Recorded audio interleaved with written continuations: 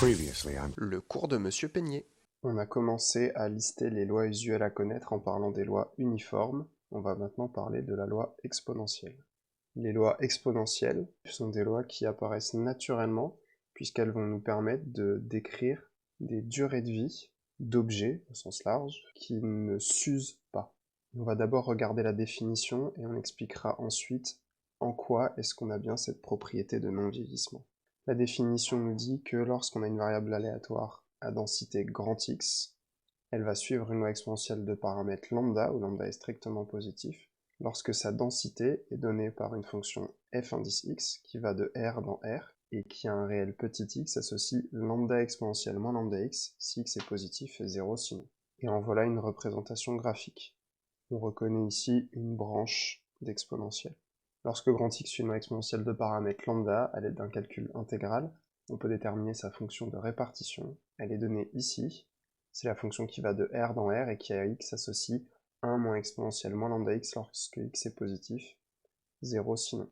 En voici la courbe représentative. Graphiquement, on repère en particulier un point de non-dérivabilité en 0. En pratique, on essaiera le plus possible de se ramener à cette fonction de répartition, puisque ça va nous éviter des calculs d'intégrale. On finit avec la proposition de non-vieillissement. Il se trouve que lorsque grand X suit une loi exponentielle de paramètre lambda, strictement positif, alors cette propriété est vraie.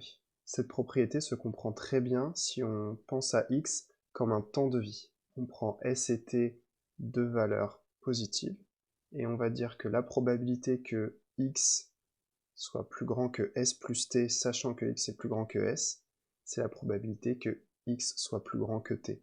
Autrement dit, la probabilité que notre composant ait une durée de vie supérieure à S plus T, sachant que notre composant a déjà été utilisé pendant une durée S, c'est simplement la probabilité qu'il ait une durée de vie supérieure à T. Concrètement, le fait que notre composant ait déjà fonctionné pendant une durée S n'affecte pas notre probabilité. Et typiquement, si on regarde l'exemple 2, on nous demande de calculer la probabilité qu'une ampoule ait une durée de vie supérieure à 200 jours, sachant qu'elle a déjà fonctionné 100 jours, eh bien c'est simplement la probabilité qu'elle ait une durée de vie supérieure à 100 jours. Le fait qu'elle ait déjà été utilisée 100 jours ne va pas affecter la durée de vie de l'ampoule. C'est en tout cas l'hypothèse qu'on fait dans cet exercice, puisqu'on prend x qui suit une loi exponentielle.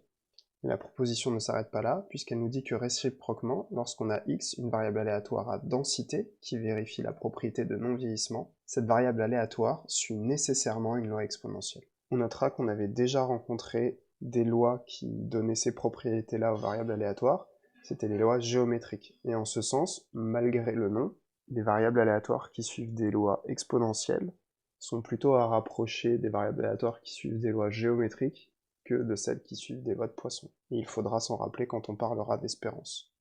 Si on veut finir le calcul dans l'exemple, en essayant d'utiliser la fonction de répartition, on va pouvoir dire que la probabilité que x soit plus grande ou égale à 100, c'est 1 moins la probabilité que x soit inférieur ou égal à 100. Ici, il aurait normalement fallu mettre un symbole strict, mais comme x est à densité, on peut mettre un symbole large. Ce qui donne, en utilisant la fonction de répartition, exponentielle de moins 1.